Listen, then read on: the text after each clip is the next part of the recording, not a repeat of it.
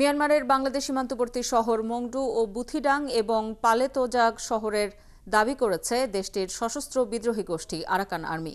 মিয়ানমারের সংবাদ মাধ্যম ইরাবতীতে প্রকাশিত আরাকান আর্মির একটি প্রেস বিজ্ঞপ্তিতে বলা হয়েছে, মংডু থেকে মিয়ানমারের ২৭০ কিলোমিটার দীর্ঘ সীমান্তের নিয়ন্ত্রণ এখন আরাকান আর্মির হাতে। গ্রেপ্তার হয়েছে মিয়ানমারের সামরিক অপারেশন কমান্ডার ব্রিগেডিয়ার জেনারেল থুরেন তুন।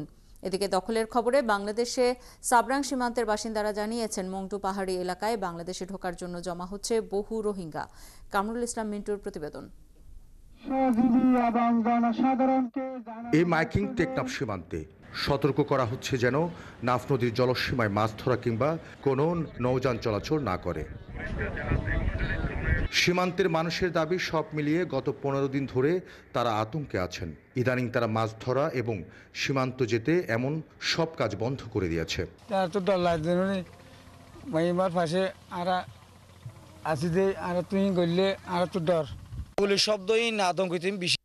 পরবাসী হলেও জন্মভূমির খবর রাখছে রোহিঙ্গারাও। তাদের দাবি, এই কদিন বিদ্রোহী গোষ্ঠী আরাকান আর্মি মংডু শহরও দখল করেছে।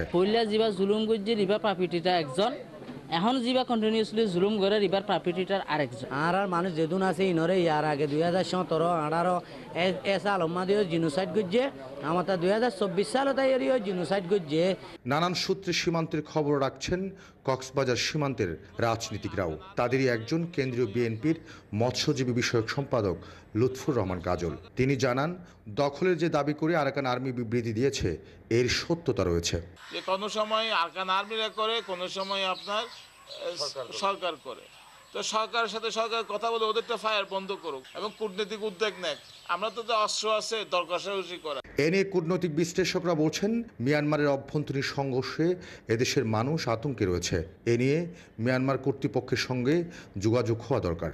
আমাদের সীমান্তে মানুষের চলাচল, মানুষের অর্থনৈতিক কর্মকাণ্ড সবকিছুর উপরে এক ধরনের নেতিবাচক প্রভাব পড়ছে এবং অনেক সময় সময়ে তাদের যে গোলাগুলি, তাদের সংঘাত, সেগুলোরও আপনার আচর বা আঁচ আমাদের সীমান্ত এলাকার মানুষরা অনুভব করছে। মানুষের সার্বিক সেখানে কর্মকাণ্ড সেটা ব্যাহত হচ্ছে।